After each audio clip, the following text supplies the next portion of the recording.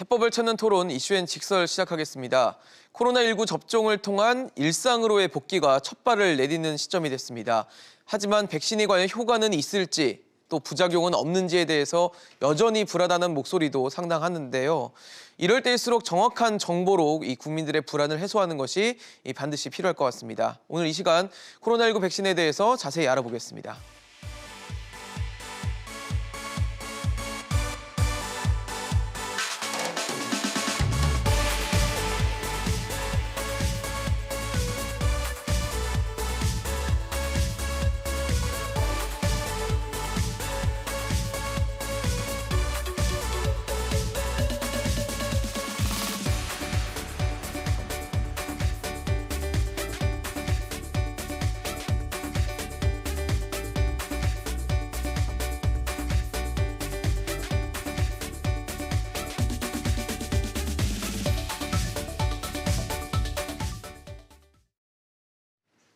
네, 그럼 함께 해주실 전문가 소개하겠습니다. 가톨릭대 의대 백순영 명예교수 나오셨습니다. 어서 오십시오, 교수님. 안녕하세요. 최근에 그 한국사회여론연구소에서 여론조사를 했다고 합니다. 거기서 보니까 백신의 접종 순서가 왔을 때 바로 맞겠다라고 응답한 성인이 전체의 절반이 안 된다고 하더라고요. 교수님 어떻게 보십니까? 그러니까 사실 코로나19 백신에 대해서 불안하다, 못 믿겠다 이런 시선들이 좀 크지 않나라는 생각이 들거든요. 예, 이건 뭐 구조적으로 어쩔 수 없는 것이죠. 우선 1세대 백신이거든요. 그렇죠. 작년에 코로나가 시작했고 1년 안에서 새로 백신을 만들었기 때문에 그렇죠. 작년 연말에 이미 파이자 mRNA 백신 우리 인류가 한 번도 사용해 본 적이 없는 백신이 개발되면서 네. 모든 사람들이 불안감은 있었죠. 즉 임상 3상을 한다 할지라도 시간이 없었기 때문에 장기간에 걸친 부작용에 대해서는 확인할 방법도 없었고 네. 그래서 결국은 이 메이커들 제조원들에서 이 각국에 계약하는 정부에다가 이 면책권을 얻어서 계약을 하는 이런 상황이었기 때문에 불안을 했었지만 예. 지금 상황에서 보면 전 세계적으로 파이자, 모더나 그 5개까지의 중국제, 러시아제 백신까지 다양한 백신이 개발되어 있고 약 2억 명 정도 이미 맞았습니다. 하지만 우리가 예상한 것보다는 훨씬 더 부작용 사례는 적고 효과는 굉장히 높은 것으로 알려져 있어서 지금 이런 안전성 문제라든지 효과 문제는 지금 거론할 단계가 아니고 믿고 맞으실 수 있는 백신이라고 생각이 되는데 다만 중국 백신은 아직까지 좀 확실치는 않습니다만은 그 이외에 러시아 백신까지도 그 효과성이 91.6%로 아주 높게 나와서 바람직하다고 볼 수 있습니다. 네, 근데 사실 여론조사 결과를 보면 접종을 미루겠다는 의견도 한 45%가 넘고 아예 맞지 않겠다는 의견도 한 5% 정도 되다 보니까 많은 분들이 백신을 어떻게 될지 모르는 백신을 맞는 것보다는 지금 뭐 방역을 좀 더 최선을 다하겠다라는 의지도 강하지 않나라는 생각이 들거든요. 근데 죄송합니다. 그건 좀 잘못된 생각인 것이요. 네네. 지금 우리 코로나19를 게임 체인저로서 일상생활로 돌아가기 위해서는 예방접종 이외에는 없습니다. 많은 사람들이 예방을 접종을 받아야만 집단 면역이 생기고 예. 집단 면역까지 못 간다 할지라도 일단은 사망자라든지 위중증 환자를 줄이는 방향으로 가야 되기 때문에 적어도 한 25% 정도만 맞아도 그런 효과가 많이 나오는 것으로 보여요. 여러 가지 이스라엘의 결과라든지 다른 나라들, 영국의 결과라든지 보면은 일단 여러 가지 그 방역 통제를 해제할 수 있는, 완화할 수 있는 기조로 갈 수 있는 상황이거든요. 그렇기 때문에 예방 주사는 자기 차례에 꼭 맞아야 되고 아주 중증이든지 기저질환이 너무 깊거나 너무 초고령이 아닌 한은 전 인원이 맞는 것이 지금 바람직하다고 보겠습니다. 사실 뭐 지금 저희가 화면에 지금 스코틀랜드의 사례, 그러니까 아스트라제네카 백신과 화이자 백신에 대한 사례를 보여드리면서 접종 백신 맞고 난 이후에 그러니까 입원을 하지 않아도 되는 예방 효과에 대해서 나타냈는데 뭐 상당히 그래도 효과를 좀 나타내는 것 같다는 생각도 듭니다. 저기서 아주 결정적인 데이터가 아스트라제네카 백신 65만 명 맞았는데 94%가 중증으로 가지 않았다는 것인데 네네. 비교해 볼 때 파이자는 49만 명에서 85%에 불과했다는 것이에요. 그렇네요. 한 10% 가까이 차이가 나지 않습니까? 그러니까요. 근데 실제 임상 3상이나 했는데 효과는 파이자인 경우에 있어서는 95%고 네네. 또 아스트라제네카는 정상적으로 두 번 줬을 때에는 62%라는 결과였거든요. 이게 뭘 나타내는 것이냐 하면 네네. 꼭 이 감염이 되느냐 안 되느냐의 문제가 아니다. 즉 예방주사를 맞았을 때는 감염이 된다 할지라도 가볍게 앓고 병원에 가지 않을 정도까지 예방 효과가 있다면은 그것으로서 충분하기 때문에 지금 얘기하는 90%냐 60%냐 하는 것들이 큰 의미가 없다는 것이고요. 네네. 결과적으로는 얼마나 자기가 면역력을 얻으면서 증상을 나타내지 않고 피해를 줄일 수 있느냐 하는 것이 더 중요할 수 있다는 것이기 때문에 지금 나와 있는 백신들은 그 부분은 다 만족하고 있고 네. 안전성은 오히려 아스트라제네카가 모더나나 파이자보다 더 좋다고 할 수가 있습니다. 사실 지금 아스트라제네카랑 파이자 얘기를 하는 게 저희가 일단은 26일부터 아스트라제네카 백신 접종이 시작이 되고 27일부터는 이 화이자 백신의 접종이 시작이 되는데 우선 접종할 수 있는 대상들이 좀 다르더라고요. 아스트라제네카는 뭐 요양병원이나 요양시설 쪽에서 먼저 맞게 돼 있고 화이자 백신은 이제 감염병 전담병원 같은 곳에 계신 의료진들을 대상으로 맞게 돼 있는데 왜 이렇게 차이가 나는 걸까요? 예, 이게 지금 우리 의료 수급 물량 수급 계획에 있어서 네네. 제일 먼저 아스트라제네카 백신이 들어오게 되어 있었는데 네. 우리나라 식약처에서는 이 아스트라제네카 백신을 18세에서부터 전 연령층 접종을 권고하는데 다만 65세 이상은 좀 조심해서 접종을 하자 하는 것을 결정을 하고 전 연령 승인을 한 것이거든요. 네네. 근데 이 예방접종 전문위원회에서 보수적으로 생각을 해서 65세 이상은 일단 좀 보류를 하고 추가 임상 데이터가 나올 때까지 기다리자 하는 것 때문에 일단 승인은 났지만 접종은 65세 이상은 하지 않는 것으로 지금 되어 있기 때문에 네. 이런 상황이 되었고요. 그래서 파이자 백신 같은 경우는 아직 승인을 신청 중에 있기 때문에 아직 승인 난 상황은 아닙니다. 아마 이번 주 중에 중앙약심은 하기는 할 것으로 보여서 다음 주 중에는 승인은 될 것으로 보입니다만 네. 이 코박스 퍼실리티로부터 들어오는 11만 7천 명분의 회분, 네. 5만 8천 명분 정도가 들어오는데 이것은 승인 받기 전에 우리가 특례 수입이라고 해서 접종을 받는 것이기 때문에 네네. 코로나19를 직접 진료하고 있는 전담병원들의 의사, 간호사들 같은 의료진들하고 또 종사자들이 맡게 되기 때문에 네네. 이 부분은 좀 특별한 케이스여서 명수도 적고 이 부분은 아직은 우리가 수입하려고 하는 1,300만 명분의 파이자 백신의 부분은 아니기 때문에 이 부분은 좀 다른 특별한 케이스라고 볼 수 있습니다. 승인 전에 이렇게 맞아도 상관이 없나요? 예, 그는 지난번에 그 우리 치료제인 렘데시비르 같은 네. 경우에 있어서도 승인 받는 데까지 시간이 많이 걸리기 때문에 네네. 응급 상황에서는 특례 수입이라고 그래서 외국에서 다 승인 받은 경우에 있어서는 특별히 수입해서 접종을 할 수가 있습니다. 사실 지금 교수님께서 말씀해주신 그 아스트라제네카 백신의 접종 대상 중에 만 65세 이상 고령층에 대해서는 좀 보류를 했잖아요. 이건 뭐 불가피한 선택이라고 봐야 될까요? 글쎄요, 불가피하다기보다는 전 세계적으로 분위기가 그렇게 돼서 죄송합니다. 네네. 마치 좀 효과가 떨어지는 것처럼 인식이 되어서 그런 기미들이 있었고 또 예. 유럽인 경우에 있어서는 사실은 모더나나 파이자 같은 다른 mRNA 백신들도 있었기 때문에 뭐 고령층에 있어서는 그 프렘 B가 있는 상황에서 그렇게 보수적으로 결정을 하는 나라들도 있을 수는 있었습니다만은 우리나라의 경우는 사실은 그런 상황은 아니었는데 네네. 외국에서 이제 분위기가 그렇게 되니까 국민들의 접종에 대한 수용성이 떨어지게 되면은 이분들은 나중에 11월이나 돼서 다시 접종을 받게 되기 때문에 큰 문제가 생길 수가 있어서 지금 상황에서는 일단 보류하는 것이 좋겠다 이런 상황이었습니다. 사실 방역 당국은 이제 아스트라제네카 백신의 임상 과정에 고령층에 대한 참여가 좀 부족했고 여기서 데이터상의 효과가 좀 입증되지 않았다라는 이유를 댔던 걸로 알고 있거든요. 이런 걸 봤을 때 65세 이상의 접종을 한다는 것 자체가 좀 무리한 건 아닌가라는 생각도 들거든요. 그렇지는 않죠. 예를 들어서 영국이 대표적인 케이스인데요. 적어도 700~800명의 그 아스트라제네카를 접종받은 사람들이 고령층부터 접종을 받았거든요. 네네. 아무런 문제도 없고 효과도 스코틀랜드 같은 경우에 있어서 아스트라제네카 물론 파이자 같이 한 것입니다만은 80세 이상에서도 81%의 효과를 나타냈다고 하는 것을 보면은 앞으로 미국에서 나올 인삼 상상 데이터, 아스트라제네카의 삼상 데이터가 FDA 승인을 받기 위해서 3월 중에 나올 것으로 보이는데 이것도 아주 나쁘지만 않다면 다 승인을 할 것으로 보이기 때문에 사실 안전성, 효과성의 문제는 지금으로 봐서는 문제가 안 되는 것인데 이런 분위기상의 것이 특히 유럽에서 이제 그것들을 권고를 65세 이상 안 한다 하는 것들 때문에 이런 상황이 된 것으로는 보입니다. 지금 저희 화면에 나가는 게 이제 65세 이상의 고령층 분들에 대한 이제 효과 입원을 예방할 수 있는 효과를 보이는데 80세 이상이 더 높게 나타나고 있네요. 보니까. 예, 그렇습니다. 이게 스코틀랜드의 경우에 있어서 예. 굉장히 많은 숫자를 한 거기 때문에 임상 3상하고는 규모 자체가 다릅니다. 그러게요. 합쳐서 한 뭐 거의 80만 명에 그러니까 육박할 수 있는 저 정도의 숫자인데요. 많은 사람들이 접종을 받고 28일 내지 34세, 65세 이상의 환자들 특히 저기서 중요한 것은 80세 이상인 경우에 있어서도 81%나 된다는 것이죠. 근데 여기서 이 데이터는 네네. 한 가지 맹점이 좀 있는 것이 예. 아직 중간 데이터여서 이것이 영국에서는 파이자하고 아스트라제네카를 두 개를 같이 맞췄기 때문에 두 개의 합산 데이터하고 하나하나가 얼마인지에 대한 데이터는 아직은 나오지 않은 상황이지만 결국은 아스트라제네카도 충분히 효과가 있다는 것은 증명한 케이스라고 할 수 있죠.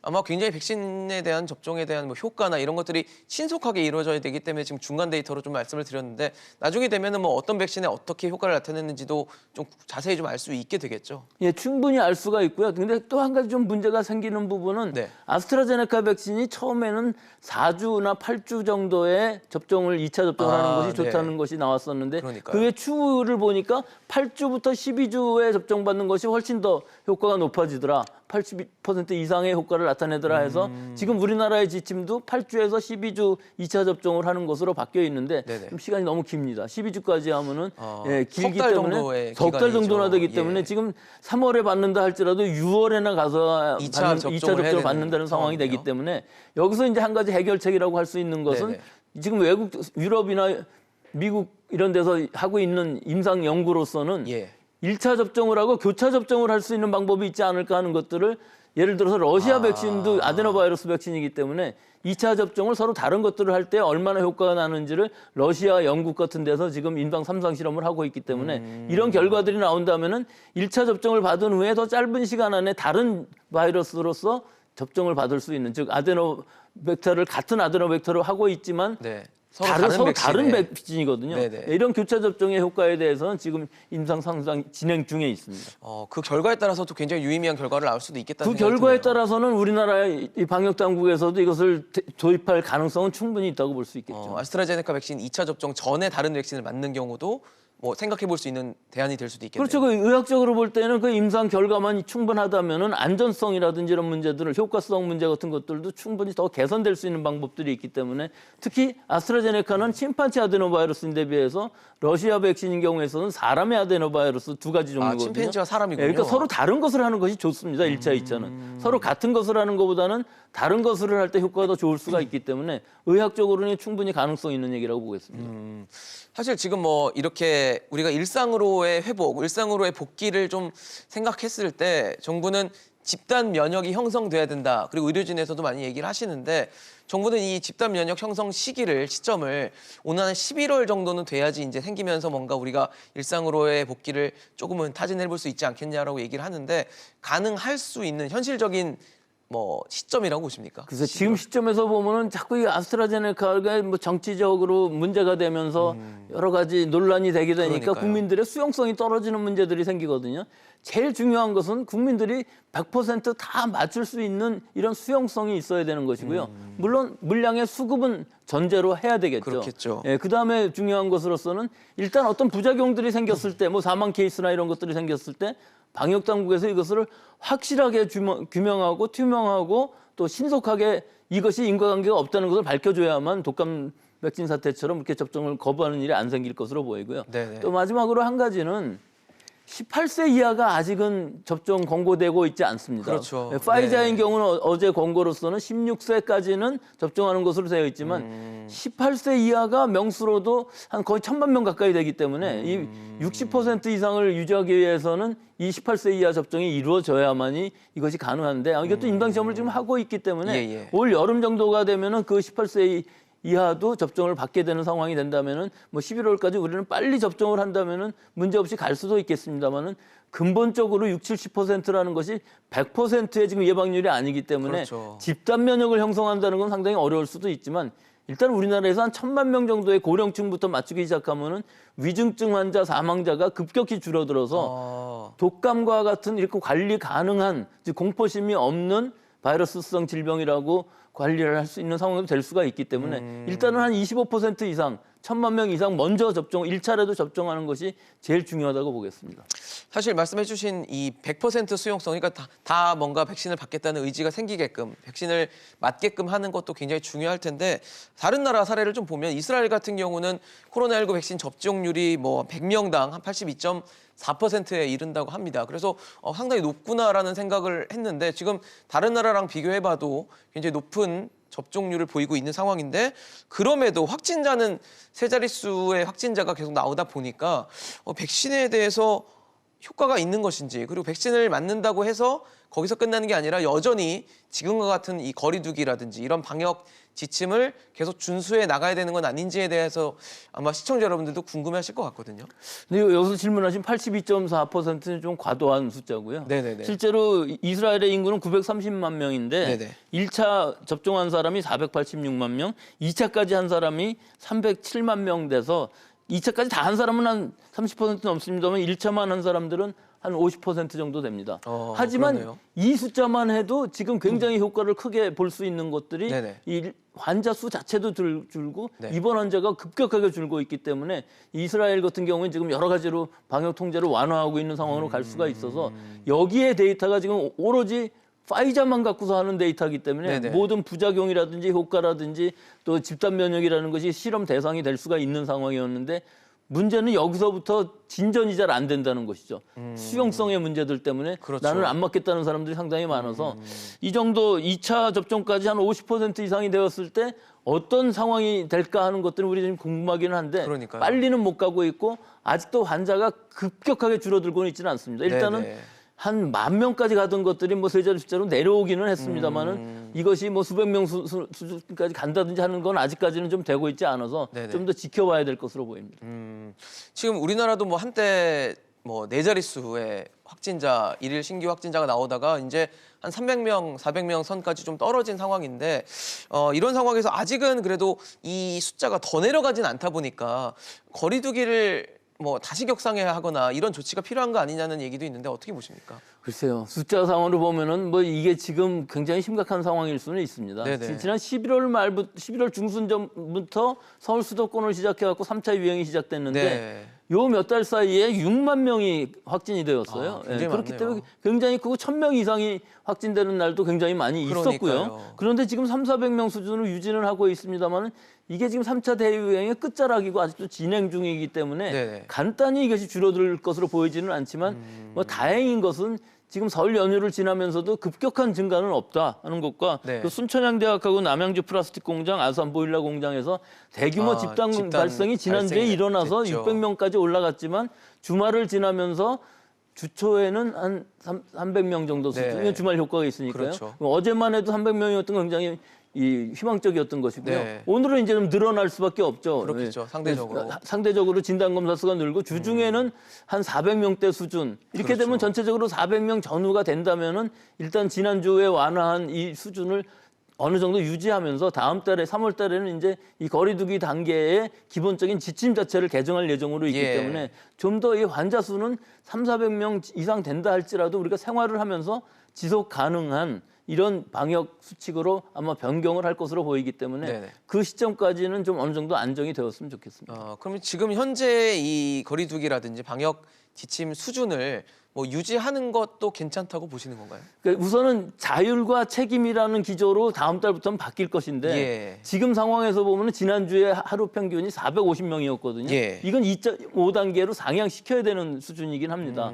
하지만 이번 주에 아마 이런 집단 발생이 없다면 400명이 약간 넘어가는 수준이라면은 물론 기준에서는 2.5단계이지만 어느 정도 유지를 하면서 탄력적으로 해서 유지시키면서 좀 경과를 보면서 이런 탄력적으로 좀 400명, 500명 수준이라도 우리 의료체제의 역학조사 역량이 충분히 받쳐줄 수 있기 때문에 좀 더 책임을 동반하는 자율적인 방역을 기조로 하는 이 방역 체계로 좀 바꾸는 것이 장기적으로 봤을 때에는 네. 이 지속 가능한 방역 통제라고 볼 수 있겠습니다. 알겠습니다. 교수님 오늘 여기까지 듣겠습니다. 말씀 감사합니다. 지금까지 도움 말씀에 백순영 교수와 함께했습니다.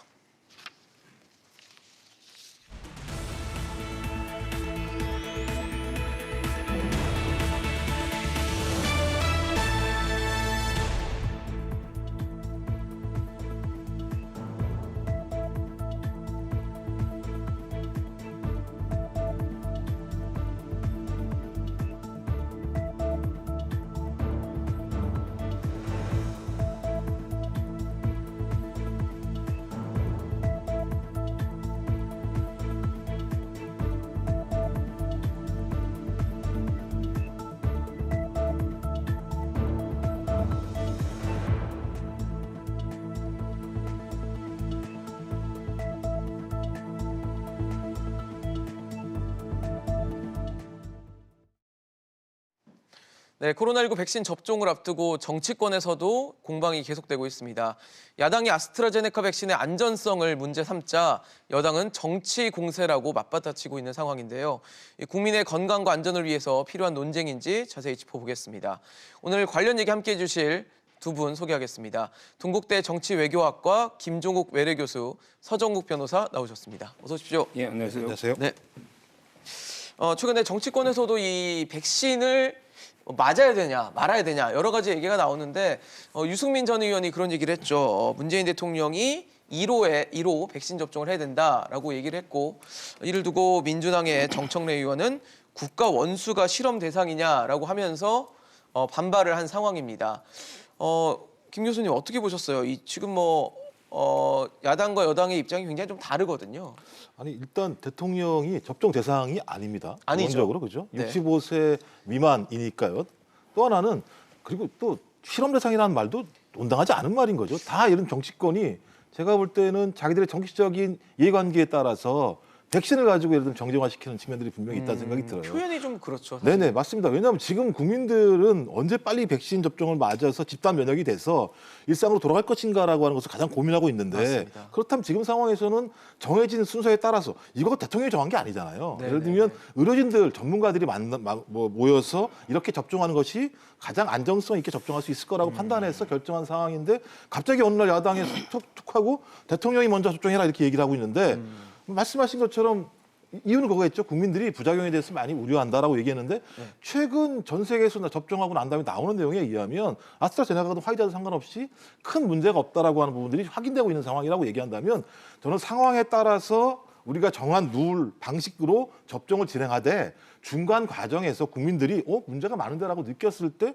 대통령이 그런 차원에서 안정성 차원에서 그때 가서 제가 맞겠습니다라고 얘기하는 건 상관이 없지만, 지금 이런 아무런 근거도 없이 갑자기 정쟁화의 수단으로 이렇게 활용하는 건 누가 본다고 하더라도 이것 자체가 무슨 국민의 안정에 대한 우려라기보다는 저희 야당이 이 문제를 정쟁화시킨다고밖에 볼 수 없다 이런 생각이 듭니다.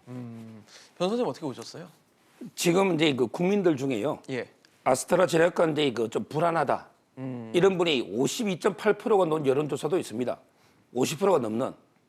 이런데 국민들이 이렇게 불안해하는데 이게 누구 때문이에요? 이게 그 가짜뉴스 퍼뜨리는 의료진 때문입니까? 언론 때문입니까? 이게 야당 때문입니까? 이게 전 정권 때문입니까? 아니잖아요. 이런 게 국민들이 불안해하는 거는 결국 이 현 정권의 백신 정책이 오락가락해서 일관성이 없으니까. 그래서 이게 국민들이 불안한 거 아닙니까? 지금 보세요. 왜 65세 이상은 못 맞게 합니까? 그럼 이게 부작용이 불안하니까 65세 밑으로 우선 접종해라. 이런 정책이 놓은 거 아니에요. 영국에는 이게 90세 할머니가 1호입니다. 네. 영국 여왕 남편이 이게 100세 가까이 되는데 맞았습니다. 근데 우리나라는 왜 그럽니까? 따라서 저는 결국에 정부의 정책이 국민한테 믿음을 못 주고 오락가락했기 때문에 국민이 불안이 커지고 있고, 그래서 이제 유승민 의원이 그렇다면 이게 불안 해소를 위해서 대통령이 솔선수범해봐라. 이렇게 한번 할 수 있잖아요. 이걸 가지고 이게 정청래 의원이 대통령이 실험 대상이냐고 막 공격하는데, 그럼 이게 국민은 실험 대상입니까? 따라서는 정쟁으로 가는 건 바람직하지 않지만 예. 근본 책임은 정부 여당에 있다. 이렇게 보는 거예요. 그러니까 이제 그 같은 뉴스 말씀하시니까요. 네네. 제가 좀 데이터를 가지고 얘기할 필요 분명히 있을 것 같아요. 예. 최근에 해외에서 나오는 건데 1차 접종하고 났더니 예방 효과가 화이자가 85%, 아스트라제네카 지금 말씀하신 제일 문제가 있다는 게 94%가 나왔어요. 안정적이에요. 그다음에 화이자 같은 경우도 마찬가지인데, 미국 하도 우리 야당 의원들 같은 경우 미국 그 질병통제 예방센터를 갔다가 존중하셔서 여기서 뭐라고 나왔냐면, 백신을 맞은 다음에 화이자나 모더나를 다 맞은 다음에 확인해 봤더니 기본적으로 백신과 사망 관계는 아무런 관계가 없다고 얘기가 나왔어요. 그렇다면 대통령이 정한 게 아니라고 제가 말씀드렸잖아요. 우리나라에 있는 의료진들 전문가들이 모여서 절차에 맞게 하겠다고 얘기했으면 절차 진행하다가 문제가 발생했다라고 얘기했을 때, 저도 이렇게 문제가 발생했다면 거기에 맞게 정치권 또는 특히 정부가 책임지는 차원에서 대통령이 맞아라고 얘기하면 저는 이해를 해요. 근데 아무런 근거도 없이 갑자기 생뚱맞게 갑자기 대통령이 맞아라라고 얘기를 했을 때, 그걸 어느 국민이 예를 들면 국민의 안정성 때문에 얘기했다고 생각을 하겠습니까? 저는 거기에 대한 문제 제기를 하는 거고요. 정치권이 적어도 국민에게 신뢰감을 줘야 되는 거죠. 제가 볼 때 오히려 불안을 더 붙인 거 아니겠어요? 그 말 한마디 가지고. 저는 그런 게 참 문제가 있다는 생각이 드는 거예요. 다른 건 아니고요. 사실 두 분 다 의견 중에 그런 의견 똑같은 것 같습니다. 정쟁 수단으로 삼아서는 안 된다라는 의견은 분명한데, 여전히 백신을 두고 여러 가지 뭐 부작용이 크지 않다 쳐도 부작용이 나온다는 것 자체가 이제 아무래도 좀 국민들에게 불안감을 좀 안겨주는 요인이 되고 있는데 사실 앞서 미국에서는 사실 바이든 대통령이 후보 당선인 시절일 때 백신을 맞았어요. 맞으면서 맞은 걸 또 생중계로 공개를 했었거든요. 그러면서 자연스럽게 이제 안 맞겠다고 했던 뭐 미국 국민들도 맞는 비중이 좀 늘어나는 그런 효과를 나타냈기 때문에 아마 뭐 유승민 전 의원도 그런 얘기를 하지 않았나라는 생각이 드는데 글쎄요. 대통령은 순번이 아닌데 보여줄 필요는 있냐에 대해서는 좀 말이 많을 것 같거든요. 뭐 결국은 이제 미국도 이제 간호사가 1호였죠. 네. 그다음에 그 바이든 대통령도 이제 그 초창기에 네. 맞았고요. 그다음에 그 아까 영국 이야기는 했고요. 네네. 그리고 이제 가장 백신 앞서 나가는 게 이스라엘 아닙니까? 이스라엘에 이제 그 네타냐후 총리 있잖아요. 이분도 1호로 제가 맞은 걸로 알고. 그다음에 인도네시아의 그 조코 위도도 대통령 있죠. 네네. 여도 이제 그 솔선수범으로 맞았거든요.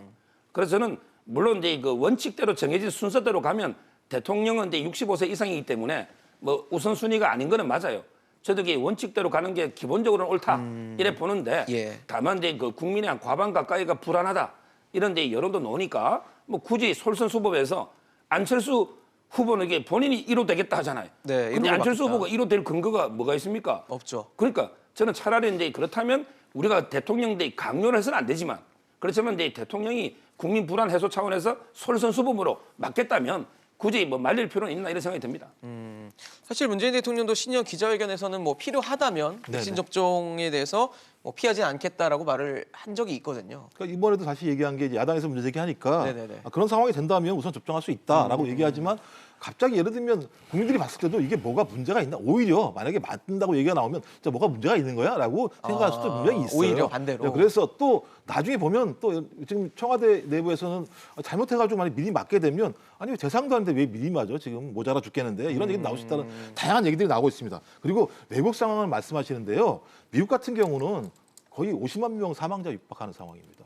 심각하죠. 유럽 아시겠지만 영국 비롯해서 거의 매일 수만 명의 확진자가 발생하는 상황이었어요. 네. 그리고 매번 상황이 벌어질 때마다 이동 통제를 해야 되는 상황이었습니다. 그런 상황에서 가장 중요한 건 통제할 수 없으니까 백신을 빨리 맞아서 집단 면역을 빨리 만드는 게 핵심이었거든요. 그럼 어떻게 해야 되겠습니까? 그런 차원에서 소위 정치인이나 이런 분들이 책임감 있게 앞에 나온 상황들이 분명히 있는 거죠. 그러니까 한국적 상황과 좀 다른 측면이 분명히 있다. 예. 그렇다면 우리는 그나마 좀 안정적인 상황들을 유지할 수 있었기 때문에 우리가 정한 절차에 맞게 방식대로 나가야 된다. 그래야지 말씀하신 것처럼 우리가 기획했던 11월 달 전 국민의 집단 면역을 네. 달성하는 문제가 분명히 있기 때문에 저는 그런 과정에 차질이 발생한다면 저는 그때 대통령이 나름대로 그 부분과 관련된 결단을 통해서 접종을 하는 건 접종을 할 수 있다고 생각이 들지만 그렇지 않고 제가 볼 때 지금 얘기한다라고 얘기하는 건 뭔가 좀 제가 볼 때 앞뒤가 안 맞는 얘기인 오히려 것 더 같다는 논란이 될 생각이 수도 많습니다. 있다는 네네. 말씀이시군요.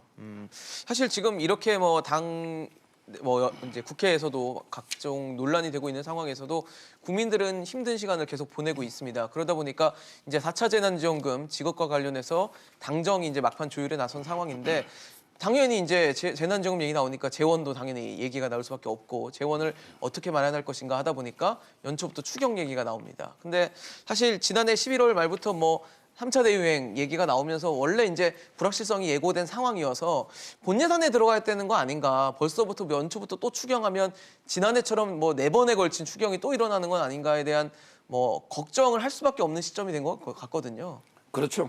결국 이제 추경은요 아주 이게 예외적인 현상입니다. 네. 추경이 이제 오히려 보편적으로 통상적인 예산처럼 지금 이게 되는 게 문제고요. 지금 상시화돼 있잖아요, 거의. 그러니까요. 그리고 이제 그 추경 중에 그 백신과 백신 있잖아요. 이 예산도 추경에 넣겠다는 거 아닙니까? 그러니까요. 근데 이게 말이 됩니까? 얼마 전에 대통령이 뭐라 했습니까? 백신을 이게 그 국민들한테 무료로 백신 다 맞게 해주겠습니다 했죠. 그렇죠. 근데 결론은 뭐예요? 30%는 이게 국가 예산이고 70%는 이게 국민들이 낸 의료보험 있잖아요. 네. 건강보험이 70%인데 이게 무료입니까?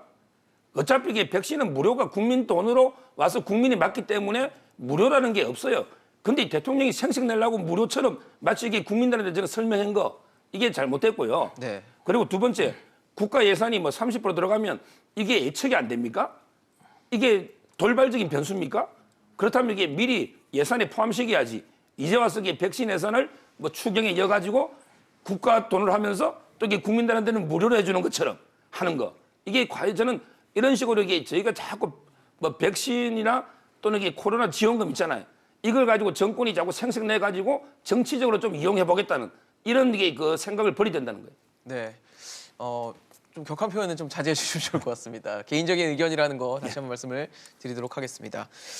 사실 지금 4차 재난지원금 뭐 추경 얘기를 하다 보니까 이제 사실 지난해 말 본 예산 때 미리 좀 치밀하게 설계를 했으면 좋았지 않았을까라는 뭐 후회죠. 지금 시점이 지났기 때문에. 그 뭐 항상 추경 나올 때마다 하는 얘기죠. 실제적으로는요. 뭐 누가 추경을 미리 알아가지고 추경을 사전에 그러니까 나중에 할 수밖에 없는 상황이라고 하는 건 어쩔 수 없이 만들어진 상황이기 때문에 그리고 말씀하신 것처럼 코로나19라고 하는 상황 자체는 확인할 수가 없는 거죠. 그러니까 이렇게 확산될 거라고 예측을 못했던 거죠. 상황을 보면 최근에 거의 한 달 보름 동안 영업을 못한 분들이 되게 많이 계세요. 그러니까 이런 상황이 발생했을 거라고 생각하지 못했던 거고 말씀하신 것처럼 이렇게 만약에 추경을 왜 이전에 편성하지 안 한다고 말씀하시면 제가 볼 때는 예산을 엄청나게 확장 예산을 아마 편성했어야 될 거라 생각이 드는 거죠. 왜냐하면 예측할 수가 없지 않습니까? 그럼 만약에 우리가 지금 얘기한 것처럼 영업 정지를 2달을 할지, 3달을 할지 알 수 없는 상황이라고 얘기했을 때 예산 편성의 규모를 어디까지 해야 되는 거라고 하는 측면들에 대한 논의가 분명히 있고요. 말씀하신 것처럼 미리 이것을 넣어놨다고 얘기한다면 안정성들이 있었다고 하는 측면들 제가 분명히 인정하겠습니다. 네네. 하지만 올해 발생한 어떤 새로운 확산이라고 하는 측면들을 예측할 수 없었고 거기에 대한 고통이 너무나 깊었다. 그 고통이 깊은 상황에 대해서 어떻게 하면 그것들을 완화할 수 있을 것인가라고 하는 고민들을 하는 거고요.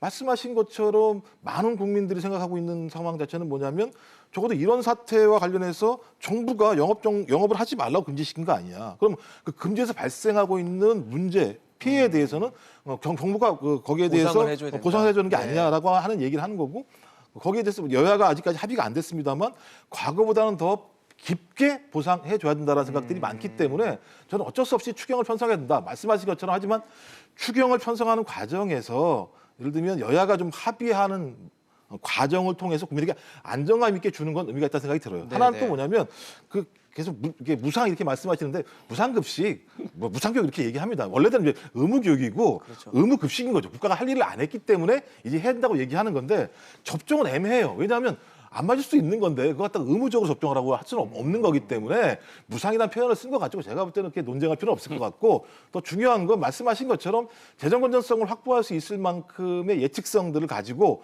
여야가 합의를 해서 미리 만들어 놨다면 좀 큰 문제가 없을 거라 생각이 들지만 그럼에도 불구하고 사태를 확인할 수 없을 만큼의 문제가 발생했을 때는 당연히 추경 편성하는 건 상식적이다 저는 생각을 합니다.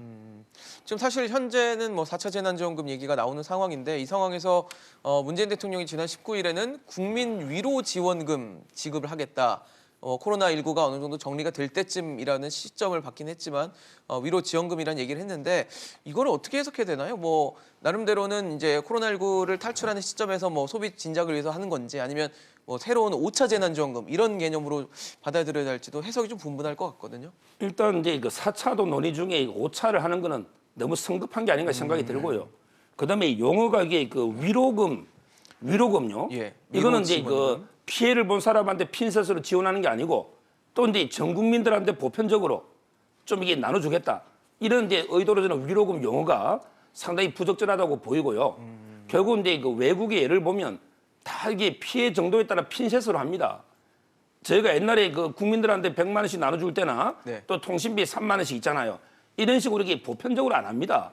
근데 실제 피해를 많이 본 사람 그 피해를 해서 핀셋으로 지원해주는 선별적으로 네. 이게 원칙인데 저는 자꾸 이게 그 보편적으로 지금 5차도 가겠다는 이게 이제 그 문제고요. 그럼 이게 우리나라 재정이 화수분이 아니면 그렇죠. 결국 이제 두 가지밖에 없거든요.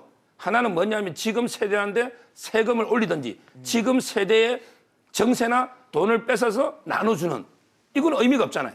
국민들한테 돈을 세금 올려서 국민들한테 나눠준다? 이게 무슨 의미가 있나요? 그럼 이게 두 번째는 미래 세대 걸 뺏어가지고 지금 나눠준다. 그렇죠. 미래 세대는 빚을 부담을 넘겨주고 또 함께 하는 그러니까 거죠. 지금 세대의 정세나 미래 세대 몫을 뺏어서 지금 준다. 이게 바람직합니까? 따라서 저는 자꾸 이게 그 너무 뭐 위로금처럼 보편적인 거 이런 거에 남발하는 것도 문제고요. 이런 식으로 이게 재정을 하다 보면 정말 이게 재정의 지금 건전성이 심각하게 훼손되고 있고 이거는 결국 우리 후손들에게 엄청나게 부담이 된다 이렇게 봅니다. 교수님은 이 위로금 어떻게 보세요? 저는 뭐 용어 때문에 좀 논란이 되는 것 같은데요. 예, 예. 저는 기본적으로 그렇습니다. 그러니까 전 국민에 대한 지원이라고 얘기하는 건 전제 조건을 달았죠. 코로나19가 일정한 상황에서 좀 벗어난 상황이 된다면? 됐을 때는 네. 국민에게 1억 원 차원의 어떤 지원금도 고려할 수 있다라고 얘기했던 건데요. 하나 그런 측면이 있습니다. 그러니까 진짜 예를 들면 어떻게 1차적으로 얘기하면 개인 방역 비용이라는 게 분명히 발생해요. 그럼요. 마스크 비용 안 줬습니다. 저 정부에서. 제가 볼 때는 작년에 전 국민에게 대상으로 둔 비용 자체가 아마 가구당 대부분 마스크 비용으로 대부분 빠졌을 거예요.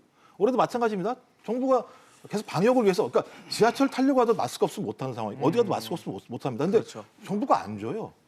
사야 되는 겁니다. 저는 뭐 아까 자영업자도 말씀하셨지만 거기 피해가 있으니까 저는 국민도 총괄할 수 있다는 생각이 들어요.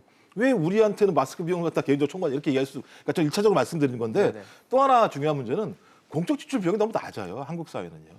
말씀하신 것처럼 OECD 기준으로 절반밖에 안 됩니다. 그러니까 국가가 복지 지원 자체의 지출 자체가 OECD 국가 중에서 절반밖에 안 되는 상황이기 때문에 피해가 더 깊을 수밖에 없어요. 그렇다면 이 공적 지출 비용이 적다라고 얘기하는 건 선별적인 지원의 요건도 되지만 전 국민의 피해가 다른 나라에 비해서 높다라고 하는 측면들도 확인할 수 있어요. 저는 그런 측면에서 한 번 정도 지금 지원했었는데 뭐 올해든 아니면 내년 초든 상관없이 코로나19 벗어났을 때 위로 차원에서 한다라고 하는 측면이 하나 있고요. 또 하나는 계속 재정 건전성에 대한 말씀을 하시는데 재정 건전성의 핵심적인 내용은 뭐냐? GDP 대비한 비율 아니겠습니까? 부채 비율. 네네. 근데 이걸 어떻게 갚는 거냐? 그걸 갚는 핵심적인 방법은 그 경제 성장률을 높이는 거예요. 그러면 경제 성장률을 높이기 위해서 내수 시장을 높여야 되는 거고 국민들이 살만하게 만들어야 되는 거죠. 저는 그렇기 위해서라도 하나의 경제적인 마중물 차원에서라도 제가 볼 때는 그런 것들을 고려할 필요가 있다. 하지만 그것도 마찬가지로 국민적인 합의라고 할 절차를 거쳐서 해야 한다고 생각을 합니다. 사실 뭐 국민 위로 지원금 뭐 이름을 떠나서 그러니까 전 국민에게 뭔가 지원을 해주겠다라는 걸로 받아들여졌을 때 1차 재난지원금과 좀 유사한 형태가 되지 않을까라는 생각이 드는데 이게 과연 소비 진작으로 이어져야지 제대로 된 효과가 있을 텐데 그게 만약 없다면 과연 뭐 지원금이 그렇게 효과가 있을까라는 생각도 들거든요. 뭐 소비 진작을 이게 떠났어요. 예, 예. 법리적으로 이제 예를 들어 식당 같은 거 영업 시간을 제한하거나 숫자를 4명으로 제한하면 특별한 희생을 당하잖아요. 그렇죠. 이런 분들에게 보상해 주는 게 헌법 정신입니다. 그러려면 이게 예산이 제한된 예산을 네. 보편적으로 다 주는 게 아니고 그런 게 특별한 희생을 당한 분들에게 완전하게 보상해 주는 그런 데 돈을 쓰라. 제가 이 말씀을 드리는 거고요. 그러니까 전체 주는 게 아니라 특정 피해를 보신 분들한테 집중적으로 하자. 그게 원래 법의 정신에 헌법 정신에 공익을 위해서 특별한 희생을 당하면 보상해야 된다는 게 우리 헌법 23조 아닙니까? 그런데 예를 들어 공무원들 코로나 때문에 월급이 깎인 거 아니잖아요. 지금 뭐 앵커님, 저 변호사, 저 코로나 때문에 월급이 깎인 거 아니잖아요. 네. 저희 왜 보상금 받아야 됩니까? 진짜 피해본 식당이라든지 여러 업종이 있잖아요. 네네. 그 돈이면 그쪽도 이게 충분히 주기에는 예산이 부족하다. 따라서 저는 그렇게 지원하는 게 법의 정신에 맞다는 거예요. 사실 뭐 지금 말씀하신 게 아까 교수님 말씀하신 그 보상에 대한 내용과도 맞닿아 있지 않을까 생각이 들거든요. 근데 제가 말씀드린 것처럼 그 전제 조건을 달았었잖아요. 코로나19라고 하는 것들을 벗어났을 때. 네. 그러니까 지금 정부의 그 기본적인 기조는 더 깊게, 더 넓게 한다는 게요. 그러니까 더 깊게 한다는 건 말씀하신 자영업자들 피해 가장 심하신 분들에 대해서는 과거와 다르게 더 많이 지원해 드리겠다. 피해를 보상해 매출액을 드리겠다. 높이고 기준을 높였죠. 근데 또 하나가 뭐냐면 더 넓게라고 하는 부분들은 그 지정한다고 하더라도 사각지대가 너무 많이 존재하는 건 사실이에요. 그럼 찾아야 됩니다. 그런데 이 단계로는 사각지대를 찾아서 그분들에게 필요한 만큼 해야겠죠. 예. 그리고 나서 그 다음에 하겠다라고 하는 것이 전 국민에게 뭐 위로라고 하는 표현 자체가 어떨지 잘 모르겠습니다만 전 국민에게 지급을 통해서 하나는 지금까지 그 견뎌왔던 국민들에 대해서 위로하는 측면도 있지만 고생하셨습니다. 또 하나는 뭐 이런 내수시장이라고 하는 경제 발전의 마중물로도 쓸 필요가 있다라고 하는 측면에 대한 얘기를 한 것이고 그것도 제가 볼 때 연초에 대통령이 여야에게 던진 얘기인 거죠. 좀 그렇다면 여야가 이 문제에 대해서 토론을 해서 네. 경제적인 상황이나 우리 경제 성장률 같은 걸 따져서 그런 상황이 오게 됐을 때 합의를 통해서 지원을 하면 되는 거고 만약에 그때 합의가 안 된다고 얘기하면 정부가 얘기했던 더 깊게 더 넓게 한다는 원칙들을 확인을 하면 좀 된다는 생각이 들고요. 거기에 플러스 만약에 이제 말씀하신 것처럼 돈을 좀 많이 버시는 분들은 사회적 기여를 하셔야 되는 거죠. 근데 제가 알기로는 그런 분들이 많이 안 계세요. 사실 1차 재난지원금에도 왜 기부 받는다 그랬는데 기부 잘 안 됐거든요. 거의 안 됐죠. 대부분 예. 다 받으셨던 거죠. 그러니까 저는 뭐 거기서 좋다 나쁘다의 차원을 떠나서 네네. 우리 경제가 그만 좋지 않은 상황이 되고 있다는 것을 반증하는 거고요. 그렇다면 그런 분들에게 어떤 전 국민적인 지원을 통해서 만약에 경제 효과가 날 수 있다라고 판단이 된다면 굳이 그것을 애써 아무것도 아닌 것처럼 예를 들면 그 카드를 갖다 버릴 필요는 없다고 생각을 하는 겁니다. 사실 지금 뭐 코로나19로 전 국민이 힘든 시간을 계속 보내고 있는 상황인데 이런 상황에서 정부와 의사협회가 갈등을 빚고 있습니다. 의료법 개정안을 두고 의견차를 보이는 상황인데 의료법 개정안에는 그런 내용이 담긴 것 같아요. 금고 이상의 형을 받은 의사 면허를 취소할 수 있게 한다라는 것에 대해서 이제 의협에서 반발을 하고 있는데 뭐 교통사고에도 면허가 취소된다 이렇게 반발을 합니다. 변호사님 법적으로 봤을 때 이게 사실관계 맞는 겁니까? 맞는 이야기입니다. 뭐냐면 이제 그 금고 이상이라는 걸 잘 이해를 해야 되는데요. 예. 금고하고 이제 징역은 똑같은 건데 네네. 노동을 시키면 징역이고요. 네네. 노동을 안 시키면 금고입니다. 지금 이제 금고 징역은 별 의미가 없어요. 다 노동을 하기 때문에. 네. 첫째, 두 번째, 금고 이상이라는 거는 이제 그 실형이 있고 집행유예도 금고 이상이에요. 그러니까 벌금형 빼고는 다 금고 이상이에요.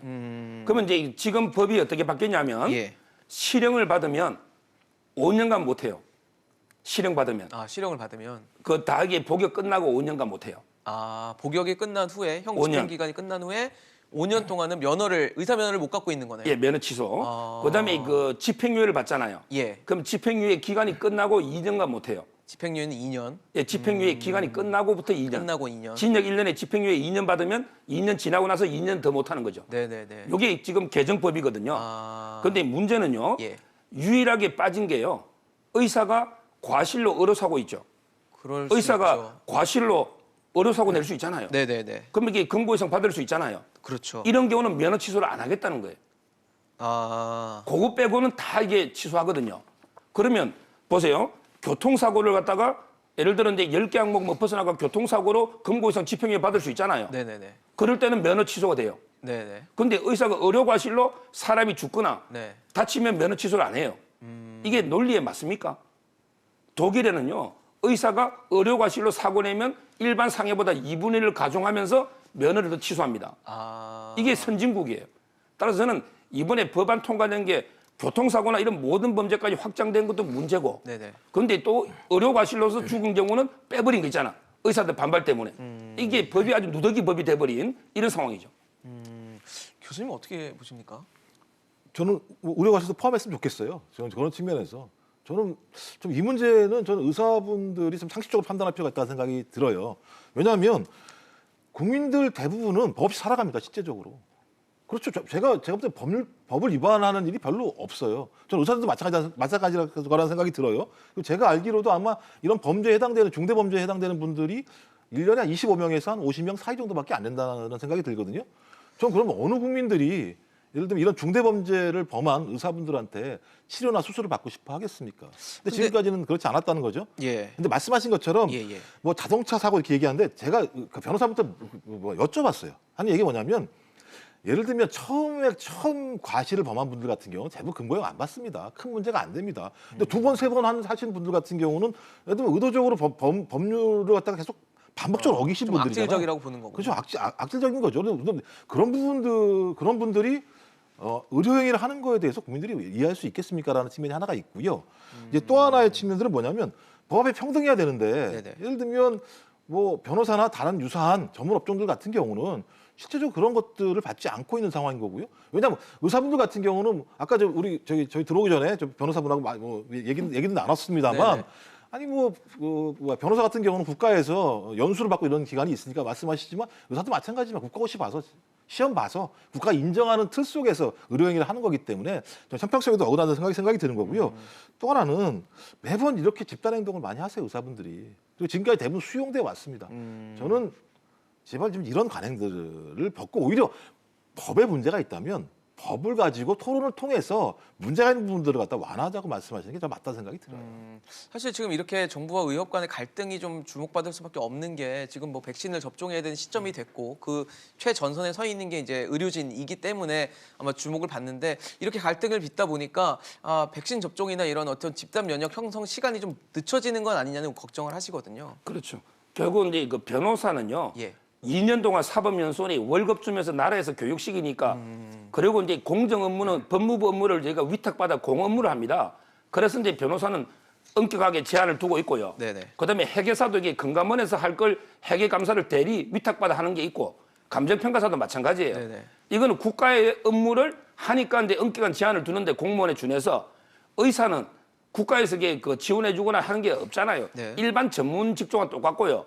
이번에 그 약사도 똑같거든요. 약사가 의사하고 똑같이 원래도 이게 돼 있는데 근데 이번에 그럼 약사도 바꿔야죠. 약사는 뭐 살인, 강간, 강도해도 약은 의료인이 아닙니까? 근데 이번에 약사법은 손도 못 댔잖아요. 그럼 이게 왜 의사만 하느냐? 그럼 저는 이제까지 계속 의사협회가 정부 비판하고 하니까 그런 이제 좀 의사협회하고 정부하고 갈등이잖아요. 이게 없었는가 이런 의문을 제기하면서 이 법이 다 좋다 하더라도 왜 하필 지금이냐 말이에요. 지금 이게 코로나 좀 끝나고 내년에 하면 20년 동안 DJ 때 만든 법이에요. 하필이면 지금이냐 이런 생각하는 거예요. 알겠습니다. 뭐 정부와 의료진 간의 의사협회 간의 갈등이 지금 현재로서는 쉽게 잡히기는 좀 어려워 보이지 않나라는 생각이 드는데요. 사실 지금 코로나19 백신이라는 백신을 접종해야 되는 중대한 시점에 놓여 있기 때문에 국민들의 좀 상황과 사정을 좀 고려한 그런 합리적인 그리고 아주 슬기로운 결정이 나길 기대해 보겠습니다. 오늘 김종욱 교수, 서정국 변호사와 함께했습니다. 오늘 이슈앤직설 준비한 소식 여기까지입니다. 지금까지 시청해 주신 여러분 고맙습니다.